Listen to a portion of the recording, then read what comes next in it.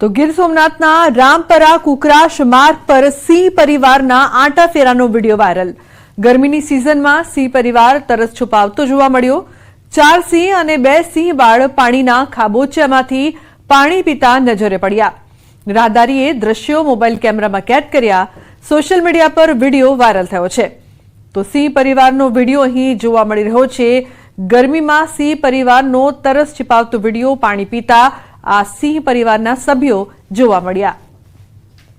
तो पाणी पीता आ सिंह जोवा मळी रह्या छे। उल्लेखनीय छे कि गीर सोमनाथनो आ विडियो छे ते वायरल थई रह्यो छे।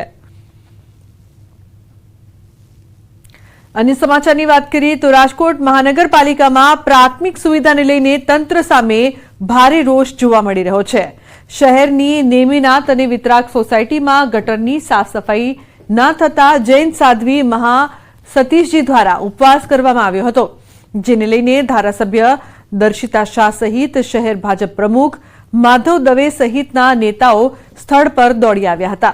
बादमां तात्कालिक असरथी अरिहंत अपार्टमेंटनी नजीक आवेला वारंवार उभराती गटरनुं निराकरण लाववामां आव्युं हतुं। स्थानिको द्वारा वारंवार तंत्रने रजूआत करवामां आवी छतां समस्यानो उकेल नहोतो आवतो। महत्वनुं छे कि गत वर्षे राजकोट शहेरमां गटरना चौकअपनी अने उभरावानी 2 लाख जेटली फरियाद तंत्रने मळी हती, ज्यारे 40,000 फरियाद कचरा साफ सफाईनी नोंधाई हती, परंतु तंत्र द्वारा कोई निकाल न आवता स्थानिकोमां भारे रोष जोवा मळ्यो।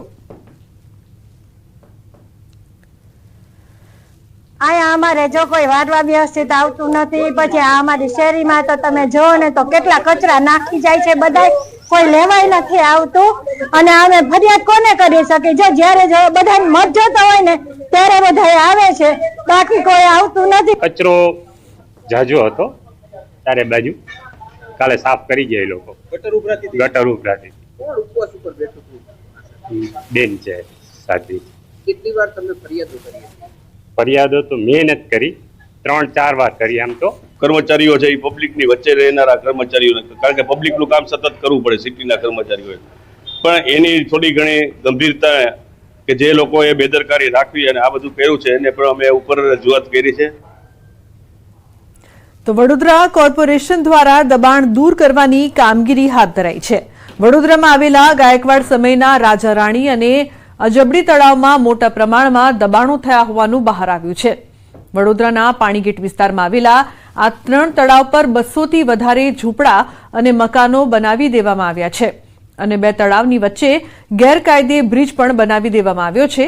लोको वर्षोथी અહીં વસવાટ કરે છે, જો કે આ તળાવની આજુબાજુની જમીન કલેક્ટર હસ્તકની છે અને ડેપ્યુટી કલેક્ટર દ્વારા નોટિસો પણ આપવામાં આવી છે, જેથી લોકોને ભય સતાવી રહ્યો છે। લોકો માંગ કરી રહ્યા છે કે તેમને અન્ય જગ્યાએ મકાનો ફાળવવામાં આવે।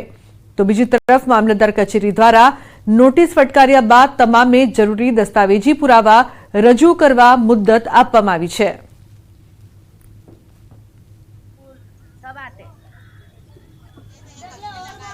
કાંઠાની જમીનો સરકારશ્રીની માલિકીની કહેવાય। રાજા રાણી તળાવ છે ત્યાં મકાનોના બાંધકામ થયેલા છે। અંદાજિત 174 જેટલી યાદી પ્રાપ્ત થઈ છે, એટલા વ્યક્તિઓને નોટિસ ઇસ્યુ કરવામાં આવેલી છે।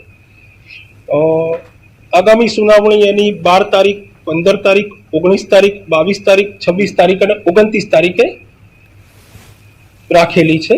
વડોદરા શહેરમાં મહારાજા સયાજીરાવ ગાયકવાડના સમયના જેટલા તળાવો જે હતા તમે જુઓ કે બધા તળાવો દટાઈ ગયા છે, પૂરાઈ ગયા છે, જેના કારણે વરસાદ જ્યારે પડતો હોય છે તો પાણી જવાની જગ્યા રહેતી નથી। આજે વિશ્વામિત્રી નદીમાં જે વરસાદનું પાણી જે લોકોના ઘરોમાં ગયા, લોકોને આટલું આર્થિક નુકસાન થયું।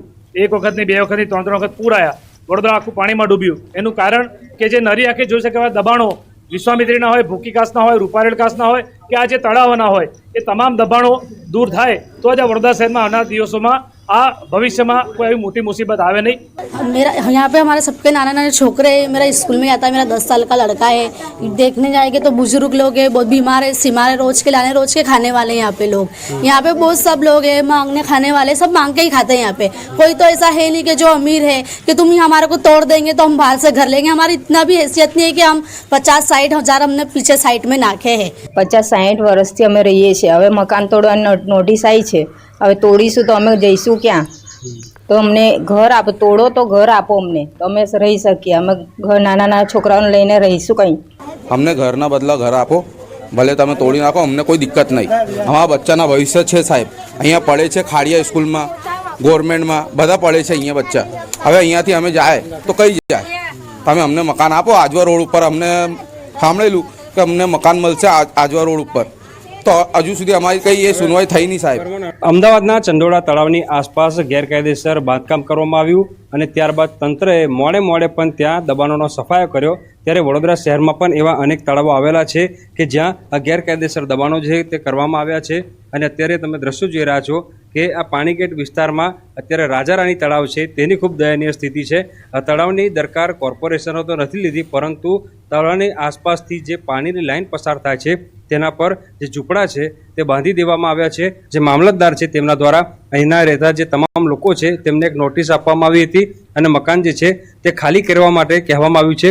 ત્યારે સ્થાનિક લોકો ચિંતિત બન્યા છે. સ્થાનિક લોકોનું માત્ર એવું જ કહેવું છે કે અમે જો આ મકાન ખાલી કરી દઈશું તો પછી જઈશું ક્યાં? આ એક તળાવના દ્રશ્યો તમે જોયા, પરંતુ મોટાભાગના જે તળાવો છે તેની આસપાસ આ જ રીતે દબાણો છે તેનો ખડકલો જોવા મળી રહ્યો છે. ત્યારે આજે તમામ દબાણો છે તે તંત્ર ક્યારે દૂર કરશે તે સૌથી મોટો સવાલ જે છે તે અત્યારે ઉઠવા પામી રહ્યો છે. હાર્દિક દીક્ષિત, ન્યૂઝ 18 ગુજરાતી, વડોદરા. તો કચ્છ ભુજ તાલુકાના સુખપર ગામના લોકો રસ્તા પર ઉતર્યા છે. ગ્રામ પંચાયતના ચાલતા વિવાદોથી પરેશાન લોકોએ રસ્તા પર ઉતરીને વિરોધ કર્યો છે. પોલીસ ઉપરાંત ભુજની બ્રાન્ચના અધિકારીઓએ મામલો થાળે પાડવા પ્રયાસ કર્યો છે. લોકોની ફરિયાદ કોઈ ન સાંભળતું હોવાથી અગાઉ પણ અનેકવાર લોકો રસ્તા પર ઉતર્યા છે.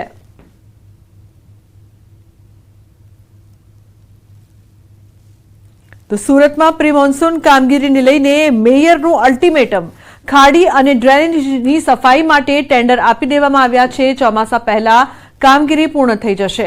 હાલ 50% કામગીરી પૂર્ણ થઈ ગઈ છે. બાકીની કામગીરી વહેલી તકે પૂર્ણ કરવાનો આદેશ. તો નીચાણવાળા વિસ્તારોમાં પાણી ન ભરાય તેની તકેદારી રખાશે.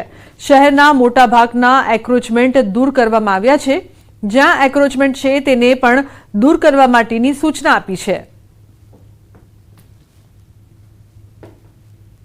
ખાડીના વિસ્તારની બાજુમાં જે રહેતા હોય વિસ્તારમાં પાણી ભરાય છે.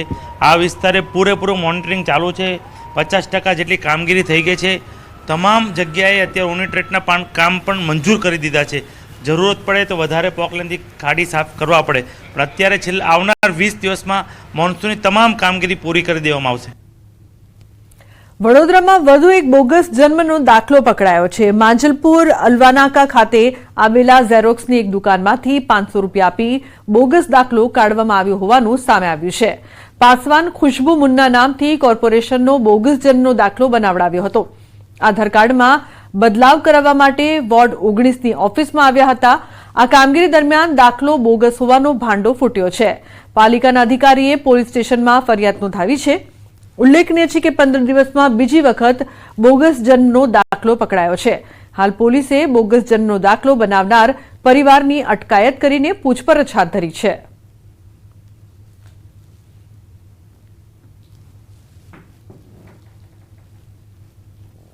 ये हलवा नाका से बनाया था एक साइबर वाले के पास. क्या नाम है उसका? उसका नाम सर मेरे को पता नहीं. किससे गए थे? वो जैसे गया था, जैसे वो किसी ने बताया था कि वहाँ पे बनाता है, ठीक है, तो यही देख करके वहाँ पे गया था. अब ये तो सर वो तो जैसे हमारा बनाया तो कितने जनों का बनाया होगा.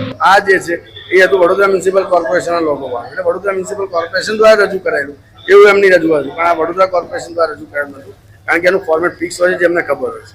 એટલે એના લીધે આ આખું સદું થયું. એટલે મેં તાત્કાલિક સતર્કતા દાખી અને પોલીસ